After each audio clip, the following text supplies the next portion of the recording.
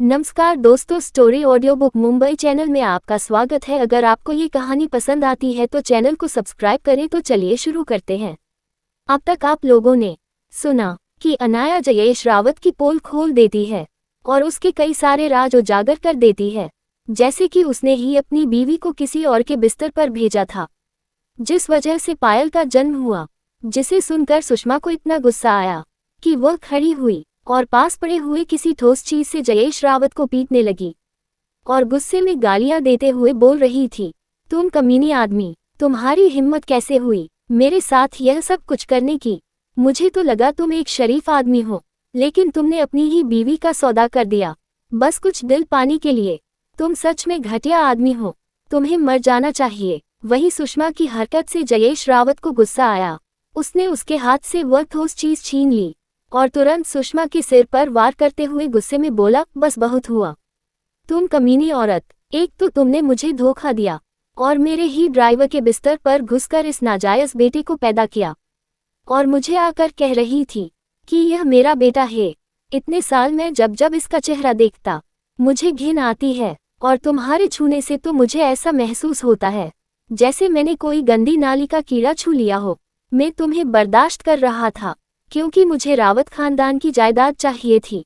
अगर तुम्हारा सच बाहर आ जाता और यह पता चल जाता है कि यह बच्चे मेरे नहीं हैं, तो रावत परिवार की प्रॉपर्टी मुझे नहीं मिलती। यही वजह थी कि मैंने तुम्हारे इस घटिया कैरेक्टर के साथ भी एक्सेप्ट किया था और तुम्हारे इस नाजायज बच्चों को भी पल रहा था। लेकिन तुम्हारी हिम्मत कैसे हुई मुझे मारने की? वह इतना बोलकर जोर से उस भरी चीज से सुषमा के सिर पर वार कर रहा था। हर कोई वहां पर ये देख रहा था, कोई भी उसे रोकने के लिए आगे नहीं आया, यहाँ तक कि दूर खड़ी हुई पायल भी, जो पहले यह मौजूद नहीं थी। लेकिन जब उसे यहाँ की सिचुएशन के बारे में पता चला तो तुरंत यहाँ आ गई थी, लेकिन अपने माँ बाप की बातें सुनकर सदमे में चली गई। क्यों वो रावत खानदान की प्रिंसेस नहीं है? ये सोचकर उसके पैर अपनी जगह से हिल तक नहीं थे। उसे तो यकीन नहीं हो रहा था कि जिस नाम पर वह इतना घमंड करती थी और हर किसी को धमकाती थी, वह उसका था ही नहीं। वह तो बस एक नाजायज बच्ची थी। यहाँ तक कि उसे तो ये भी नहीं पता कि उसका बाप कौन है। यही वजह थी कि उसने आगे चलकर अपनी माँ को बचाने की भी कोशिश नहीं की। वह अब तक भी सदमे में वहीं पर खड़ी थी। अब तक जयेश रावत ने सुषमा को मार डाला था। अनाया जयेश रावत को घूरते हुए बोली, ठीक है, अब बस बहुत हुआ, मैं और यह खून खराबा नहीं देखना चाहती। वह गार्ड्स की ओर देखकर बोली, इस जगह को साफ करो, और आगे पुलिस इंस्पेक्टर को देखकर बोली, इसे अरेस्ट करो। तुम्हारे सामने ही इसने किसी का मर्डर कर दिया, और रही बात केस की, तो आप में से किसी को कोर्ट जाने की जरूरत नहीं। सब लोग यही मौजूद हैं, जज, पुलिस और वकील भी। जो भी करना है यहीं पर करो और इस मामले को रास्ते से हटाओ, लेकिन पहले इसे हॉस्पिटल भेजो। अगर यह मर गया तो कहीं आप लोग इसका इल्जाम भी मेरे पति पर न डालें। इतना बोलकर वह सभी की ओर देखती हैं। सभी लोग तुरंत काम करने लगे। वहीं अनाया हर्षवर्धन के मॉम डैड को देखते हुए बोली, हमें चलना चाहिए, मैं अब यहाँ नहीं रुकना चाहती। वैसे भी काफी तमाशा हो चुका है और मैं नहीं चाहती कि दादी माँ जागने के बाद हमें अपने सामने देखे और गुस्सा होकर हर्षवर्धन के साथ बदतमीजी करें। ये सुनकर राजवीर रावत उसके सिर पर हाथ फेरते हुए बोले, शुक्रिया बेटा हर्ष का साथ देने के लिए। मुझे पता है जब तक तुम दोनों साथ हो तब तक तुम दोनों को कोई नहीं हरा सकता। हर्षवर्धन की मॉम भी आगे आए हैं और उन्हें जाकर माथे पर किस करते हुए भी जोड़, मेरी सबसे प्यारी बच्ची, मुझे पता था तुम्हारे होते हुए हर्षवर्धन को कुछ नहीं हो सकता। ये सुनकर अनाया के चेहरे पर मुस्कान आ गई। वह भी हर्षवर्धन की मॉम को गले लगाते हुए बोली, ठीक है, वहां रुकना नहीं चाहता था। वह तुरंत वहां से निकल गया। पीछे हर्षवर्धन के मॉम डेट एक दूसरे को गले लगाते हुए बोले, अब हम चिंता से मुक्त हो सकते हैं, हमारे बच्चे एक दूसरे का ख्याल रख लेंगे, आगे चलकर उनकी जिंदगी सुकून भरी गुजरेगी। तभी हर्षवर्धन की मॉम बोली, लेकिन हम हर्षवर्धन की दादी का क्या करेंगे? मुझे लगता है वह अभी भी हर्षवर्धन को इतनी आसानी से नहीं छोड़ेगी, वह जरूर कोई प्रॉब्लम क्रिएट करेगी। ये सुनकर राजवीर रावत अपने बीवी को प्यार से देखते हुए बोले, फिर भी तुम चिंता मत करो, सब कुछ ठीक हो जाएगा, बस थोड़ा वक्त लगेगा और हमारा बेटा कहीं काबिल है। सब कुछ संभाल जाएगा। दूसरी बार कार में हर्षवर्धन पिछली सीट पर बैठा और हर्षवर्धन अपनी बीवी को बाहों में लेकर उसे बार बार किस कर रहा था और उसको प्यार लुटा रहा था। इस वक्त उसका डोमिनेटिंग सीईओ वाला ऑरा बिल्कुल गायब हो चुका था। वह इस वक्त प्यार में पड़े हुए किसी आशिक की तरह नजर आ रहा था। थोड़ी देर के बाद हर्षवर्धन गंभीर आवाज में बोला, बीवी तुम्हें ये सब कुछ कैसे पता? पहले तो तुम्हारे आदमी ने इन्वेस्टिगेशन किया था और यह कहा था कि अंडरवर्ल्ड का डॉन सुल्तान जयेश रावत का बेटा है, तो क्या वह भी गलत है? ये सुनकर अनाया गहरी आवाज में बोली, मुझे ये तो नहीं पता कि सच क्या है, लेकिन मैं जयेश रावत को दिमाग को पढ़ा था और उसमें जो इन्फॉर्मेशन थी उसके मुताबिक अंडरवर्ल्ड डॉन शाकाल उसका बेटा नहीं है। लेकिन मुझे नहीं लगता ये सच है, या फिर क्या हुआ है ये भी नहीं पता। मैं जयेश रावत की नब्ज चेक की थी, वह सच में इनफर्टिल है, उसके कोई बच्चे नहीं हो सकते, लेकिन मेरे पास उसकी पूरी फाइल नहीं है। मुझे यह नहीं पता कि वह कब से इनफर्टाइल है और उसके साथ क्या कुछ हुआ था जिस वजह से वह इनफर्टाइल बन गया, और अगर उसके पहले उसके कोई बच्चे थे या नहीं, इस पर अभी मुझे नहीं पता। लेकिन ये पता है कि पवन और पायल जयेश रावत के बच्चे नहीं हैं। ये सुनकर हर्षवर्धन उससे प्यार से देखते हुए बोला, बीवी तुम इस बारे में चिंता मत करो, इस बात की इन्फॉर्मेशन मेरे लोग निकाल लेंगे।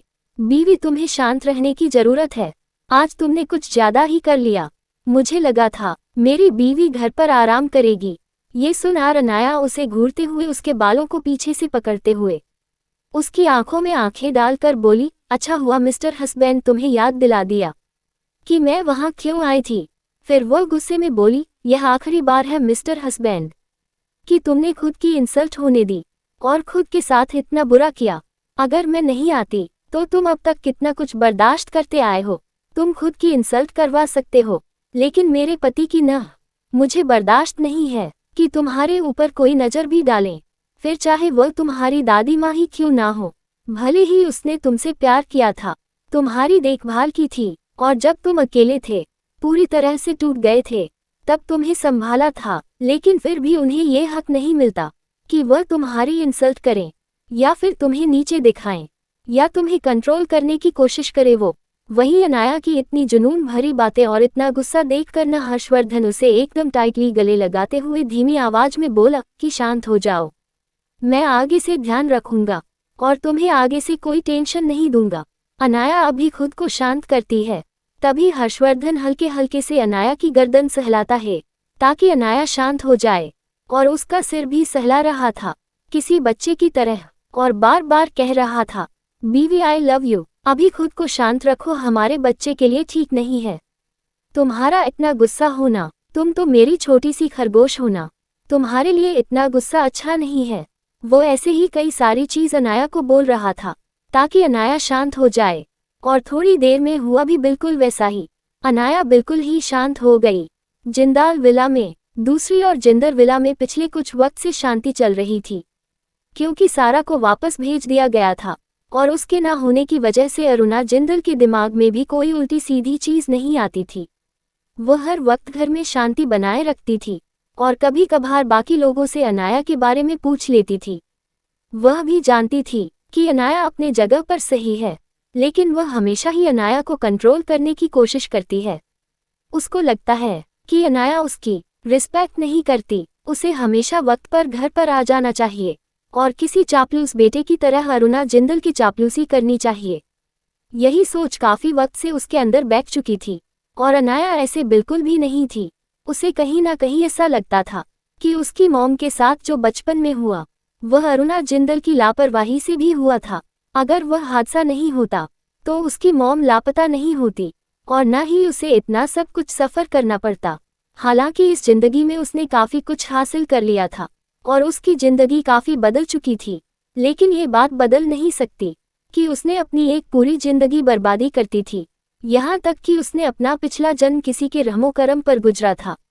वो लोग उसके सामने अच्छी बातें करते और पीठ में छुरा घोंपते, यहाँ तक कि उसका शरीर भी इतना कमज़ोर हो गया था कि वह कोई काम भी नहीं कर पाती थी और बाकी हर कोई उसका मजाक उड़ाते थे, और उसका पति उसके सामने ही उसकी सौतेली बहन के साथ मजे करता था और अनाया को देखने के लिए मजबूर करता था। इसलिए अनाया कहीं ना कहीं अरुणा जिंदल से नाराज थी। आज भी हर दिन की तरह आम सा दिन था। हर कोई हॉल में बैठा हुआ था। हालांकि घर के सबसे छोटे सदस्य अभी घर पर मौजूद नहीं थे, बस बड़े लोग ही थे। तभी घर के दरवाजे की बेल बजी। एक नौकर जाकर बाहर देखता है। बाहर खड़े इंसान को देखकर वह नौकर भी 2 कदम पीछे हट गया। थोड़ी ही देर में कुछ लोग अंदर आए, जिसमें कुछ गार्ड्स और एक लड़की और एक बुजुर्ग आदमी था। उन्हें वहां देखकर पूरा जिंदल परिवार सदमे में था। हर्षद जिंदल की मॉम आरती जिंदल ले तो अपने मुंह पर हाथ रख लिया और अविश्वास में बोली, तुम यहाँ पर?